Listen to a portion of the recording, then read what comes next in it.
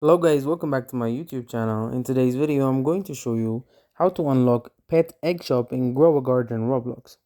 So now, if you have just started a game, you might not see this store. But don't worry, it's very easy to get.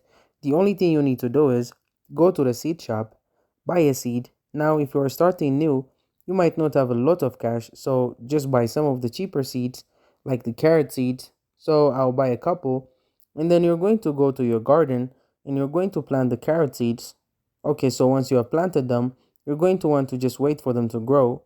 Now this might take a couple of minutes, but through the power of editing, I'll make them grow up. Watch this. Now they have grown up, so you're going to harvest these carrots.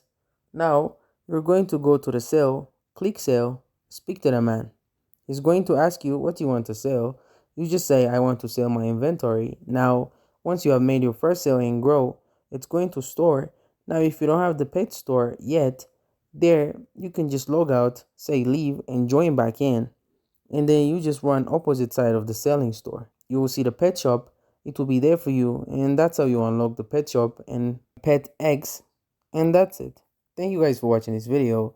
If this video was helpful, don't forget to like and subscribe to my YouTube channel.